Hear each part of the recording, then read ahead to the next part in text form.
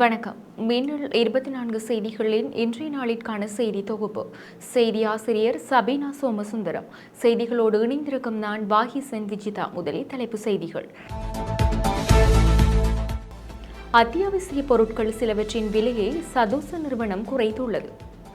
ஜனாதிபதியும் அவரது அடிமைகளும் அரசியலமைப்பையும் மீறி ஜனாதிபதி தேர்தலை ஒத்திவைக்க முயற்சித்து வருகின்றனர் என சஜித் பிரேமதாச குற்றம் சுமத்தியுள்ளார். இன்றைய செய்திகளுக்கு பிரதான அனுசரணை வழங்குவோர் எலக்ட்ரானிக்ஸ், களுவாஞ்சிக்குடி, மட்டக்களப்பு. களுவாஞ்சிக்குடி வைத்தியசாலைக்கு முன்பாக அமைந்துள்ள சிங்கர் நிறுவனத்தின் அங்கீகரிக்கப்பட்ட விற்பனை முகவரான SN எலக்ட்ரானிக்ஸில் உங்கள் வீடுகளுக்கு தேவையான அனைத்து விதமான பொருட்களையும் நியாயமான விலையிலும் தரமானதாகவும் கொள்வனவு செய்யலாம். தொடர்புகளுக்கு 07773796000 மற்றும் 07761570043.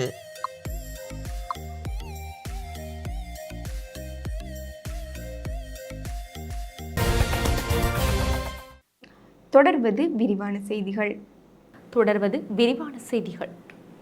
ஜனாதிபதி ரணில் விக்ரமசிங்க மற்றும் உலக வங்கியில் இலங்கை, நேபாளம், மாலைத்தீவுக்கான புதிதாக நியமனம் பெற்றுள்ள பணிப்பாளர் டேவிட் சிஸ்லேன் ஆகியோருக்கு இடையிலான சந்திப்பு இன்று ஜனாதிபதி அலுவலகத்தில் நடைபெற்றது. சிஸ்லேனுக்கு முன்னதாக உலக வங்கி வதிவிட பணிப்பாளராக பாரிஸ் ஹதாத் சர்வோஸ் பணியாற்றினார். உலக வங்கியின் தெற்காசிய பிராந்தியத்துக்கான உபத்தலைவர் மார்டின் ரைசர், உலக வங்கியின் தெற்காசிய, இலங்கை மற்றும் மாலைத்தீவுகளுக்கான முகாமையாளர் கியோகந்தா மற்றும் பொருளாதார அலுவல்கள் தொடர்பான ஜனாதிபதியின் சிரேஷ்ட ஆலோசகர் RHS சமரதுங்க உள்ளிட்டவர்களும் இதன்போது கலந்து கொண்டனர். அரசாங்கத்தினால் மட்டக்களப்பு மாவட்டத்தில் பின்தங்கிய பிரதேச மக்களின் வாழ்வாதாரத்தினை கட்டியெழுப்பும் செயற்பாடுகள் முன்னெடுக்கப்பட்டு வருகின்றன. உள்ளூர் மேம்பாடு அபிவிருத்தி திட்டத்தின் கீழ் உலக வங்கியின் நிதி உதவியுடன் 21 மில்லியன் ரூபாய் செலவில் மண்முனை மேற்கு பிரதேசத்தில் அமைக்கப்பட உள்ள புதிய சந்தை தொகுதிக்கான அடிக்கல் நாட்டு நிகழ்வு இன்று மண்முனை மேற்கு பிரதேச சபை செயலாளர் கிருஷ்ணபிள்ளை தலைமையில் இடம்பெற்றது. நிகழ்விற்கு பிரதம அதிதியாக ராஜாங்க அமைச்சர் சிவனேசத்துறை சந்திரகாந்தன் கலந்து கொண்டு அடிக்கல்லினை நாட்டி வைத்தார். பூஜைகள் இடம்பெற்று சுப நேரத்தில் புதிய சந்தைக்கான அடிக்கல் நாட்டும் நிகழ்வு கலந்து கொண்ட அதிதிகளால் முன்னெடுக்கப்பட்டது. மண்முனை மேற்கு பிரதேச செயலாளர் திருமதி சத்யானந்தினி நமச்சிவாயம், முன்னாள் மாகாண சபை உறுப்பினர் பிரசாந்தன், மண்முனை மேற்கு பிரதேச செயலக பிரதி திட்டமிடல் பணிப்பாளர் சபேசன், பிரதேச சபையின் ஊழியர்கள், அரச உயர் அதிகாரிகள், பொதுமக்கள் என பலரும் நிகழ்வில் கலந்து கொண்டனர். சேரிவில போலீஸ் பிரிவுக்குட்பட்ட தங்கநகர் பகுதியைச் சேர்ந்த இளம் யுவதி ஒருவர் காணாமல் போயுள்ளதாக போலீஸ் நிலையத்தில் முறைப்பாடு செய்யப்பட்டுள்ளது. நடேஷ்குமார் வினோதினி என்ற 25 வயதான இளம்பெண் ஒருவரை இவ்வாறு காணாமல் போயுள்ளதாக அவரது குடும்பத்தினர் சேருவில மற்றும் மூதூர் போலீஸ் நிலையங்களில் முறைப்பாடு செய்துள்ளனர். இது தொடர்பான வழக்கு விசாரணையை முன்னெடுத்து வரும் மூதூர் போலீசார் சந்தேகத்தின் பேரில் கிளிவட்டியைச் சேர்ந்த சந்தேக நபர் ஒருவரை கைது செய்து விசாரணை மேற்கொண்டதன் அடிப்படையில் கிளிவட்டி கிராமத்தின் எல்லைப்புறத்தில் பாழடைந்து இருக்கின்ற கிணறு ஒன்றை தோண்டுவதற்கு நீதிமன்றம் அனுமதியை பெற்றுள்ளனர். இந்நிலையில் குறித்த பகுதியில் நேற்று புதன்கிழமை முதல் போலீஸ் உத்தியோகஸ்தர்கள் பாதுகாப்பு கடமையில் ஈடுபடுத்தப்பட்டுள்ளதுடன் குறித்த கிணறானது நாளைய தினம் வெள்ளிக்கிழமை காலை மூதூர் நீதிமன்ற நீதிவான் முன்னிலையில் தோண்டப்படவுள்ளதாகவும் மூதூர் போலீசார் தெரிவித்தனர். ஜனாதிபதியும் அவரது அடிமைகளும் அரசியலமைப்பையும் மீறி ஜனாதிபதி தேர்தலை ஒத்திவைக்க முயற்சித்து வருகின்றனர் என எதிர்க்கட்சித் தலைவர் சஜித் பிரேமதாச குற்றம் சுமத்தியுள்ளார். நேற்று புதன்கிழமை மட்டக்களப்பிற்கு விஜயம் செய்த எதிர்க்கட்சி தலைவர் சஜித் பிரேமதாச ஜனாதிபதி தேர்தல் தொடர்பில் கருத்து வெளியிடுகையில் இவ்வாறு தெரிவித்தார். கடந்த காலங்களில் ஜனாதிபதியையும் அரசாங்கத்தையும் பிரதிநிதித்துவப்படுத்தும் அடிமைகளும் கையாட்களும் சகாக்களும் நாட்டுக்கு எதிர்மறையான செய்திகளை முன்வைத்து ஜனாதிபதி தேர்தலை நடாத்துவது பொருத்தமற்றது என கருத்தை உருவாக்கி வந்தனர்.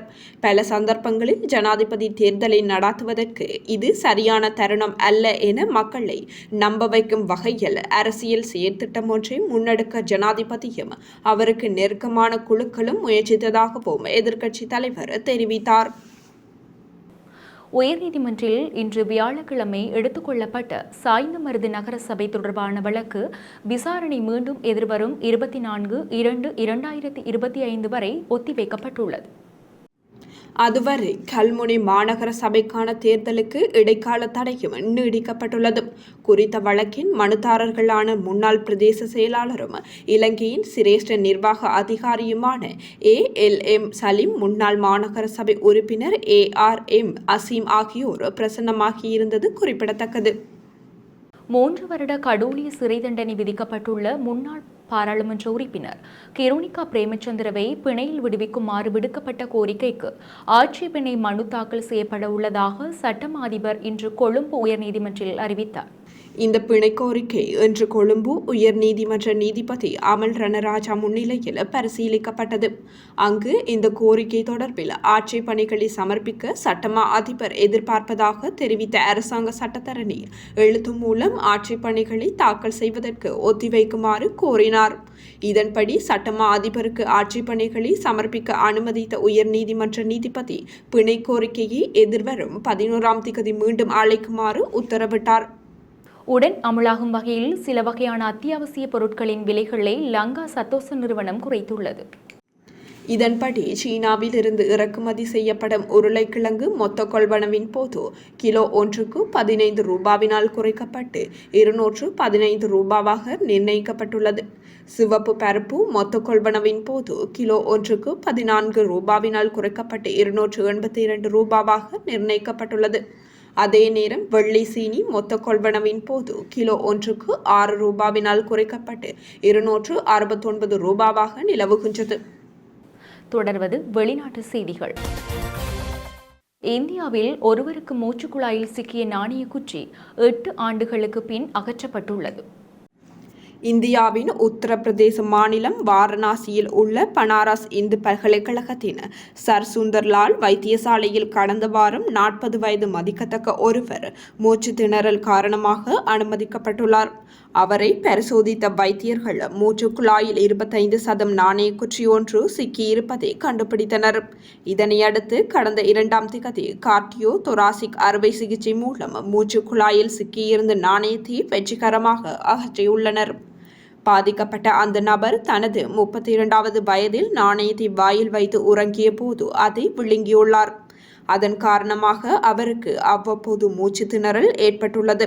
கடந்த வாரம் மூச்சு திணறல் அதிகரிக்கவே வைத்தியசாலைக்கு கொண்டு சென்றுள்ளனர்.